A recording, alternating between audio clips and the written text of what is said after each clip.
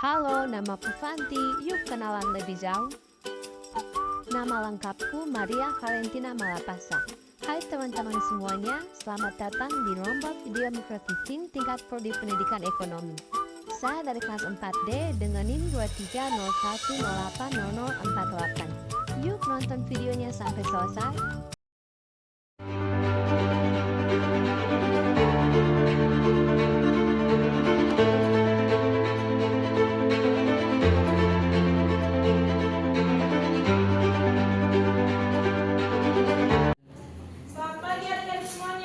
Selamat pagi Ibu.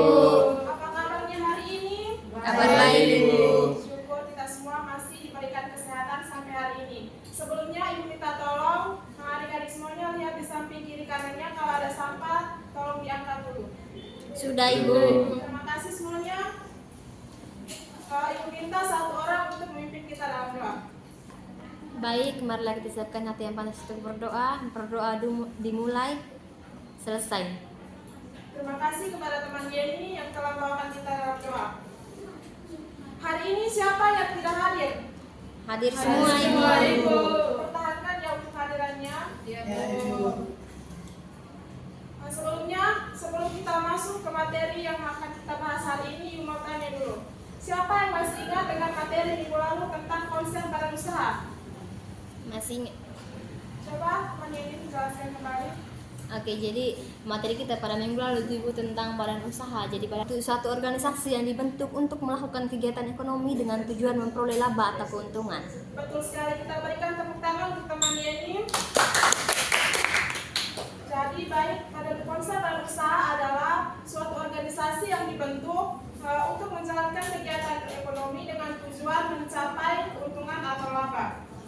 Jadi materi ini sangat penting untuk kita pelajari sehingga suatu saat nanti ketika kamu selesai kuliah ataupun selesai kamu di SMA, kamu tidak melanjutkan di tingkat perkuliahan, kamu bisa membuka usaha kamu sendiri, kamu menjadi pemimpin yang kreatif dan inovatif untuk membangun usaha kamu. Jadi hari ini kita akan belajar tentang BUMS. Nah, adapun tujuan pembelajaran yang akan kita capai hari ini, yang pertama, siswa dapat mendeskripsikan pengertian dari BUMS. Yang kedua, siswa dapat mengidentifikasi jenis-jenis BUMS. Yang ketiga, siswa dapat mengidentifikasi peran BUMS dalam perekonomian. Yang keempat, siswa dapat mengidentifikasi keunggulan dan kelemahan dari BUMS. Selanjutnya, di sini ada dua pertanyaan pemantik yang Ibu harapkan adik-adik semua dapat menjawabnya. Yang pertama, mengapa suatu negara atau daerah harus memiliki badan usaha? Dan yang kedua, mengapa badan usaha merupakan suatu yang penting bagi perekonomian? Ada yang bisa menjawabnya? Ya, jadi pertanyaan nomor satu, mengapa suatu negara atau daerah harus memiliki badan usaha? Jadi jawabannya supaya meningkatkan perekonomian di negara atau daerah tersebut. Betul sekali. Kita berikan tepuk tangan untuk teman Yurwan. Jadi tadi yang teman Yurwan katakan, pada jawabannya sudah benar bahwa mengapa suatu negara atau daerah harus memiliki badan usaha, karena dapat meningkatkan perekonomian negara kita. Dengan adanya badan usaha tersebut dapat membayar pajak kepada negara dan dapat meningkatkan pendapatan ekonomi di negara kita.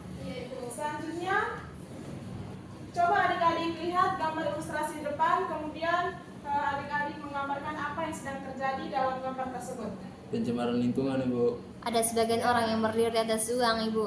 Ya, betul sekali. Jadi dari gambar tersebut, sebuah perusahaan karena lebih mementingkan laba atau keuntungan sehingga ia tidak dapat melihat kondisi lingkungan di sekitar masyarakat.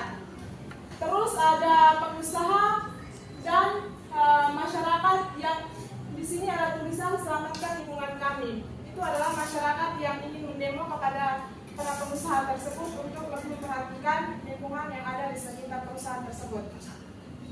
Selanjutnya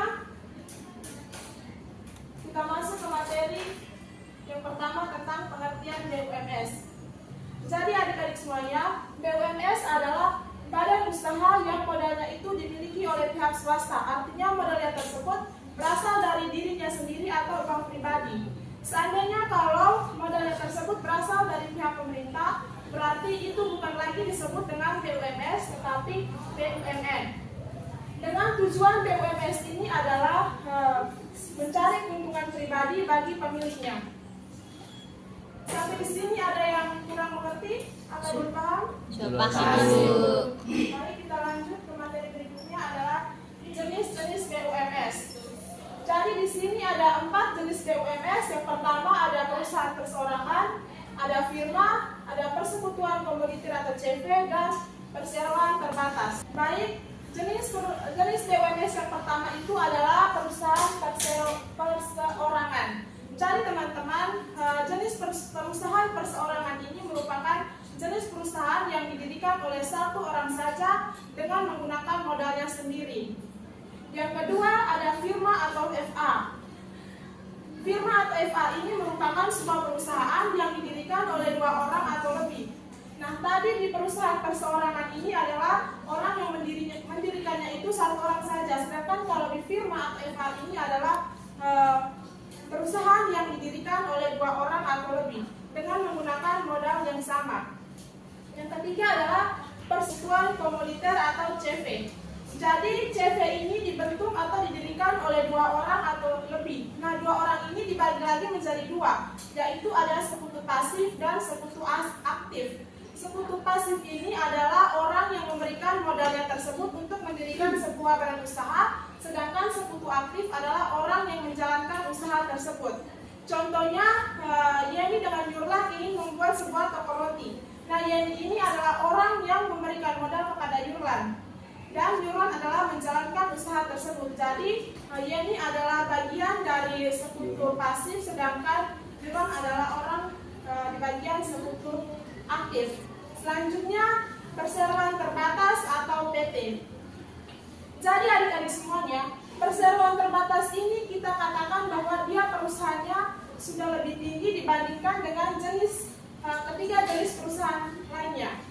Karena perseroan terbatas ini merupakan perusahaan yang didirikan oleh beberapa orang, berbadan hukum, dan modalnya itu berbentuk saham. Nah, karena modalnya ini berbentuk saham, maka nanti kalau keuntungannya itu dibagikan seberapa besar saham yang orang tanamkan di perusahaan tersebut. Seandainya kalau Doni menanamkan sahamnya di perusahaan, misalkan perusahaan PT Jarum, kalau dia menanamkan modalnya lebih besar, maka nanti keuntungannya juga lebih besar pula. Oke, sampai sini ada yang ingin bertanya? Baik, kita masuk ke materi selanjutnya adalah peran BUMS dalam perekonomian. Jadi adik-adik semuanya, tujuan utama dari BUMS adalah mencari keuntungan. Tidak ada sebuah perusahaan atau badan usaha itu membuat perusahaan tersebut dengan mencari kerugian. Betul tidak? Betul, Bu. Ya. Jadi tujuan utama BUMS adalah mencari keuntungan, di mana ada beberapa peran BUMS dalam perekonomian. Yang pertama, sebagai penggerak perekonomian. Yang kedua, membantu pemerintah mengurangi pengangguran dan membuka kesempatan kerja baru. Yang ketiga, mengurangi kemiskinan. Dan yang keempat, menyediakan barang dan jasa bagi masyarakat. Dan yang terakhir, yang kelima, membantu pemerintah dalam pendapatan negara dengan membayar pajak. Jadi kita berikan contoh singkat seperti ini. Misalkan Doni dengan Nanda itu ingin membuka sebuah minimarket besar. Nah, pasti setelah membuka perusahaan tersebut, mereka ingin merekrut para pekerja. Nah, dengan merekrut para pekerja tersebut, mereka bisa mengurangi pengangguran dengan membuka kesempatan kerja baru dan mengurangi kemiskinan. Dan dengan mereka membuka perusahaan tersebut, mereka bisa membantu pemerintah dalam pendapatan negara dengan mereka membayar pajak kepada pemerintah. Oke, sampai di sini ada pertanyaan? Tidak ada. Baik, selanjutnya keunggulan dan kelemahan dari BUMS. Jadi di sini ada 4 keunggulan dari BUMS.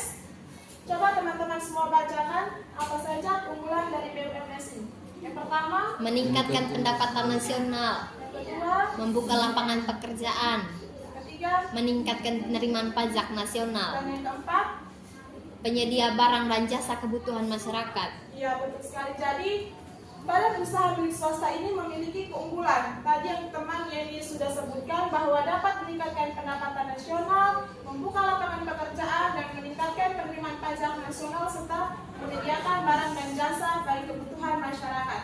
Jika seorang pengusaha ingin membuat sebuah perusahaan, pasti dia dapat meningkatkan pendapatan nasional dengan membayar pajak kepada pemerintah.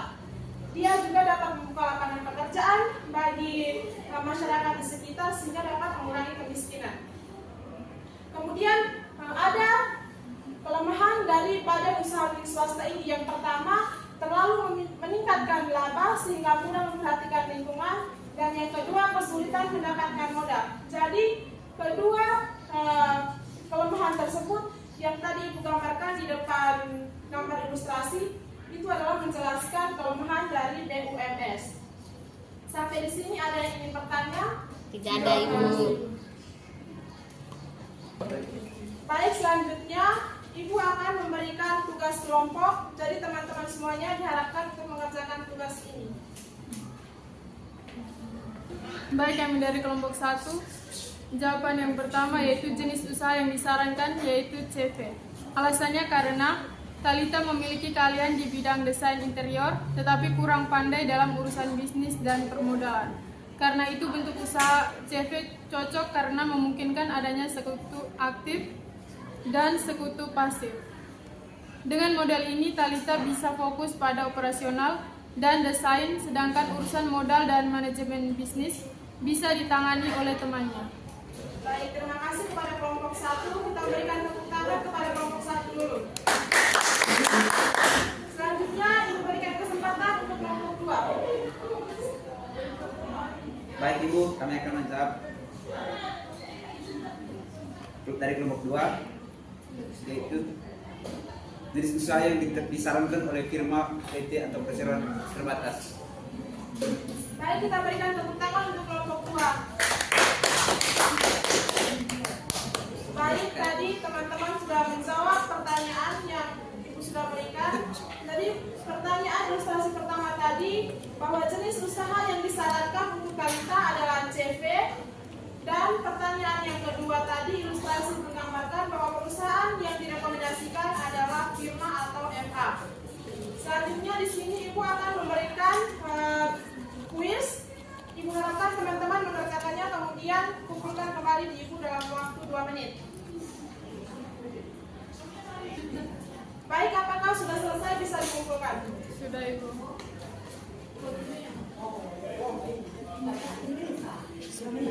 Terima kasih teman-teman semuanya yang telah mengerjakan kuisnya. Ibu harap apa yang kita pelajari hari ini kamu kembali ke rumah dan mempelajarinya lebih lanjut. Selanjutnya Ibu mau tanya kembali, siapa yang bisa menyimpulkan materi yang telah kita pelajari tadi? Oke, baik, terima kasih Ibu. Jadi kesimpulan dari materi yang kita bahas pada hari ini tentang badan usaha, di mana yang dimaksud dengan badan usaha itu seluruh modal yang dimiliki diberikan oleh pihak swasta. Ya, betul sekali. Terima kasih kepada adik Yeni telah menyimpulkan materi hari ini. Baik, apakah penjelasan yang Ibu berikan tadi terlalu cepat atau lambat? Pas, Ibu. Apakah media pembelajaran dan alat yang digunakan dapat memudahkan semua untuk memahami materi yang Ibu jelaskan? Iya, Ibu. Oke, terima kasih. Baik, minggu depan kita akan melanjutkan materi tentang BUMD. Jadi Ibu harapkan setelah dari sini kalian pulang ke rumah masing-masing, kalian belajar kembali apa yang kita bahas hari ini dan mempelajari materi yang akan kita bahas minggu depan. Iya, Ibu. Terima kasih untuk kerjasamanya hari ini. Selamat siang untuk kita semua. Ibu minta satu orang untuk memimpin kita dalam doa. Baik, mari kita siapkan hati yang panas untuk berdoa. Doa dimulai. Selesai. Terima kasih. Selamat siang semuanya. Siang, Ibu.